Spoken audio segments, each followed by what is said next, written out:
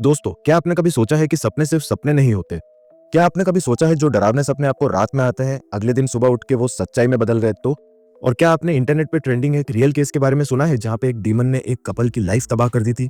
अगर नहीं सुना है तो ये मूवी उसी के बारे में है एंड आज आपको सब कुछ पता चल जाएगा इस मूवी के बारे में। इस मूवी का नाम पेंगेटिन सेटन है और ये इंडोनेशियन हॉरर फिल्म है जो कि ट्रू इवेंट्स पे बेस्ड है। इस मूवी को देखने के बाद जो व्यूअर्स है उनको थेरेपी लेने पर मजबूर हो गए थे। ये वो स्टोरी है जो पहले पॉडकास्ट पे वायरल हुई, अब फिल्म बनी एंड पूरे एशिया में एक सेंसेशन जैसा हो गया है। एंड आज मैं बताऊंगा आपको इस फिल्म के बारे में पूरा सच जो कि फिल्म से ज्यादा स्कैरी है। तो इसलिए लाइट्स ऑफ कर दो एंड रेडी हो जाओ एक ऐसी दुनिया में जाने के लिए जहां पे ड्रीम्स और रियलिटी के बीच की लाइन मिटा दी गई है।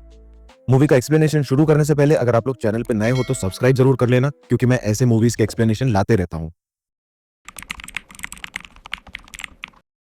फिल्म की शुरुआत होती है एक ईचा नाम की लड़की से जो अपने वियर्ड ड्रीम्स के बारे में हमें नरेशन के थ्रू बता रही होती है।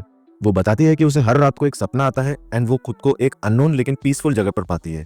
इस मिस्टीरियस जगह में वो एक बहुत ब्यूटीफुल और मैंशन जैसे एक घर के पास पहुंचती है एंड वहां पे उसको बहुत ही ज्यादा अट्रैक्टिव और एक मिस्टीरियस मैन मिलता है।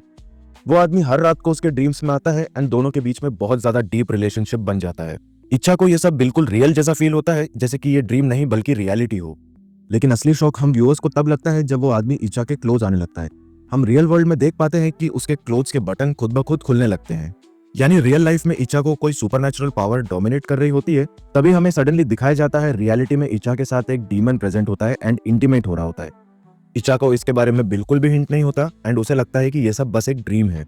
अब जैसे ही सुबह के 4 बजते हैं, दरवाजे की घंटी बजती है। इच्छा की नींद खुल जाती है एंड वो थोड़ा सा कंफ्यूज रहती है अपने ड्रीम्स को लेके, लेकिन मन ही मन खुश भी रहती है। जब वो नीचे जाकर डोर ओपन करती है तब हम उसके हस्बैंड एरियल को पहली बार देखते हैं। हमको पता चलता है कि एरियल एक सिक्योरिटी गार्ड है एंड वो ओवर टाइम करके अभी घर लौटा है। लेकिन ये लेट नाइट शिफ्ट अब एक डेली रूटीन बन चुकी होती है एंड दोनों के रिलेशनशिप को क्लियरली अफेक्ट कर रही होती है।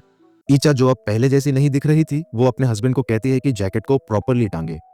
एरियल ऐसा ही करता है लेकिन तभी वो मिस्टीरियस डीमन उस जैकेट को गिरा देता है। ऐसा लगता है कि वो डीमन चाहता है कि इन दोनों के बीच में झगड़ा बढ़ता रहे। इसके बाद हमेशा की तरह दोनों के बीच में आर्ग्यूमेंट हो जाता है एंड एरियल अपसेट होकर बिना कुछ खाए ही सोने चला जाता है। मॉर्निंग में जब एरियल ब्रेकफास्ट के लिए नीचे आता है तब ईचा फोन चलाते हुए साइलेंटली वहां से उठकर चली जाती है। हम व्यूअर्स को समझ में आ जाता है कि इन दोनों के बीच के रिलेशनशिप में कुछ तो गड़बड़ है। दोनों अब बात तक नहीं कर रहे थे एंड हम देख पाते हैं ईचा अपने वर्क पर जाती है लेकिन उसका मूड कंप्लीटली खराब रहता है। तभी वहां उसकी फ्रेंड और कलीग लिंडा आती है। वो ईचा का मुंह देख के समझ जाती है कि इसका मूड खराब है एंड फिर से हस्बैंड वाइफ के बीच में लड़ाई हुई है। दूसरी तरफ एरियल भी एकदम शांत और अलग सा रहता है। दोनों लोग इस मैरिज लाइफ से परेशान रहते हैं। वर्क के दौरान ईचा और लिंडा जब लंच के लिए बैठे रहते हैं तब उनकी कन्वर्सेशन से हमको समझ में आ जाता है कि ईचा की शादी 3 साल पहले हो चुकी है। मैरिज से पहले ईचा और एरियल की लाइफ बहुत ज्यादा अच्छी रहती है क्योंकि हर छोटी बात पर एरियल ईचा को स्पेशल फील करवाता था।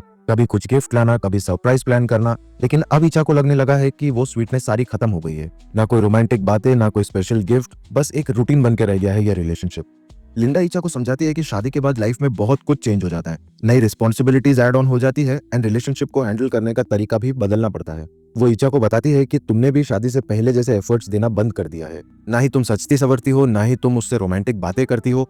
मतलब कि दोनों तरफ से चेंजेस हो गए हैं। लिंडा की ये सारी बातें ईचा दिल से फील करती है। ईचा फील करने लगती है कि उनके शादी में लव और क्लोजनेस धीरे धीरे खत्म हो चुका है। उसे तो ये भी याद नहीं होता कि लास्ट टाइम उन लोगों ने क्वालिटी टाइम कब स्पेंड किया था। लिंडा एडवाइस देती है कि आज रात थोड़े एफर्ट्स करें, जैसे कि प्रॉपर्ली रेडी हो जाना एंड जब उनका हस्बैंड आए तो एकदम प्यार से रोमांटिक बातें करें। ईचा भी इस बात से एग्री करती है। उधर एरियल के ऑफिस में भी उसका सीनियर उसको समझाता है कि ओवर टाइम और रिस्पॉन्सिबिलिटीज अपनी जगह है, लेकिन अपने वाइफ को टाइम देना भी बहुत इंपॉर्टेंट है। एरियल इस बात को अच्छे से समझ जाता है क्योंकि वो जो कुछ भी कर रहा था वो ईचा के बेटर फ्यूचर के लिए कर रहा था। हालांकि उस दिन भी वो घर थोड़ा लेट ही पहुंचा था, लेकिन इस बार एटमॉस्फेयर पूरा अलग था। ईचा उसे वार्मली वेलकम करती है एंड खुद उसकी जैकेट उतारती है एंड उसके आने से पहले ही उसकी चाय रेडी रखी थी।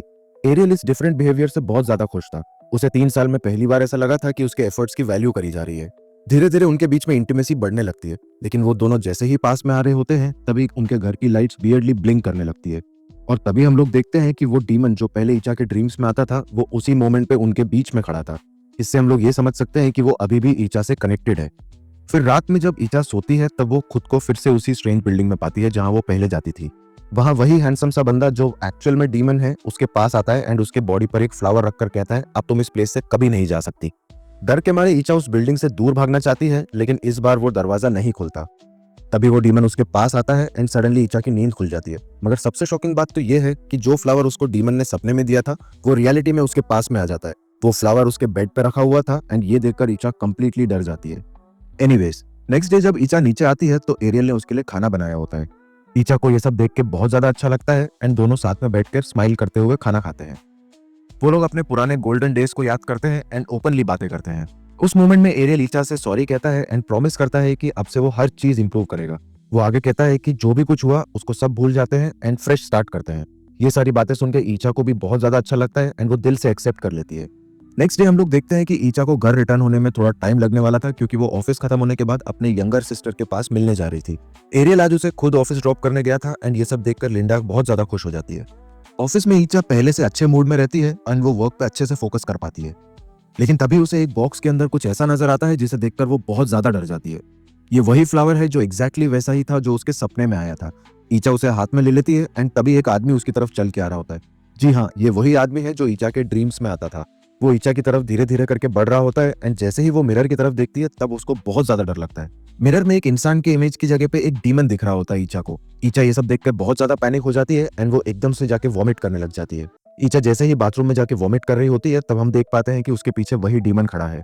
तभी लिंडा वहां पहुंचती है और ईचा से उसकी हालत के बारे में पूछती है, लेकिन ईचा उसे कुछ भी नहीं बताती एंड साइलेंटली वहां से निकल जाती है।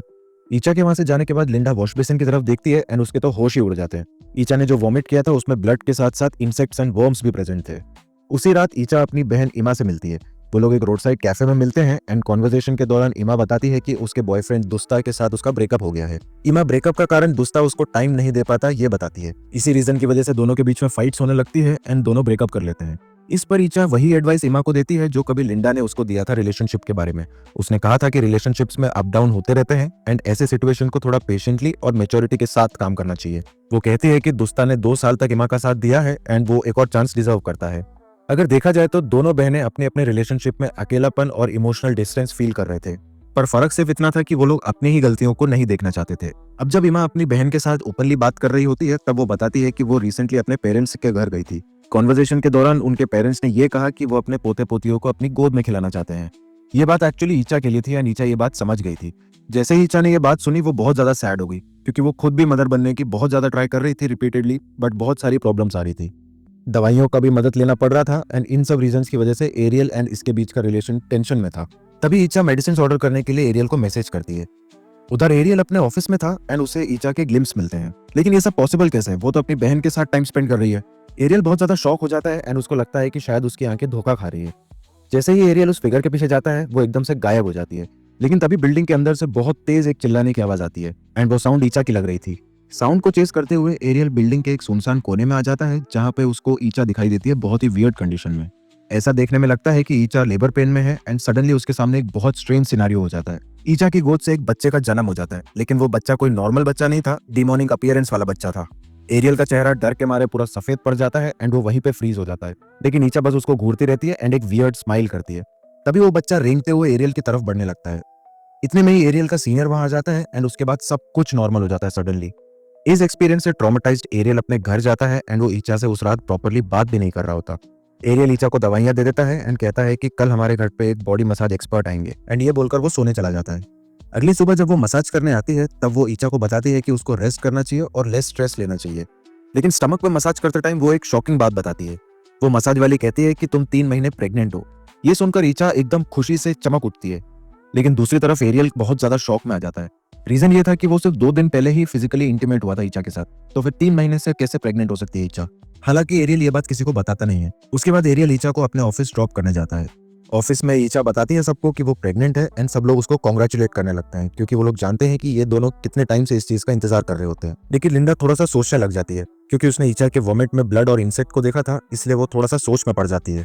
जब वो ईचा से इस बारे में बात करने का ट्राई करती है तब ईचा को ऐसा लगता है कि लिंडा खुश नहीं है उसकी प्रेगनेंसी की न्यूज सुनकर। ईचा उससे दूरी बना लेती है एंड वो बात वहीं पे बीच में कट जाती है। लिंडा बहुत ज्यादा परेशान हो जाती है ईचा को लेकर।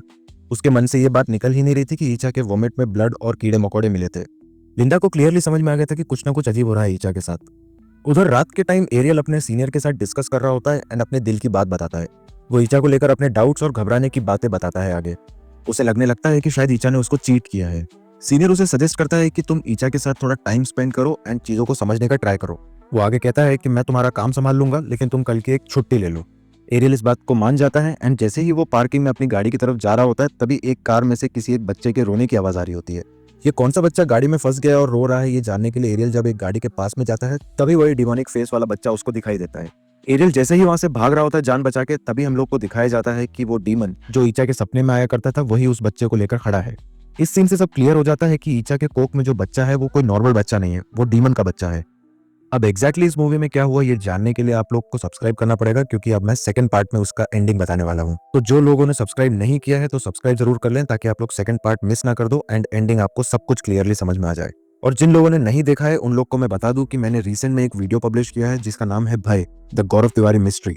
ये MX प्लेयर पर एक सीरीज है जिसको आप लोग देख सकते हैं, बहुत गजब सीरीज है। उसका मैंने first, second and third episode explain किया है, आप उसको भी देखिए, आप लोग को जरूर मजा आएगा। आप उसके सेकंड पार्ट एंड इस मूवी के सेकंड पार्ट के लिए सब्सक्राइब जरूर करिएगा एंड मिलते हैं हमारे नेक्स्ट वीडियो में जो कि इसका सेकंड पार्ट होगा। Thank you.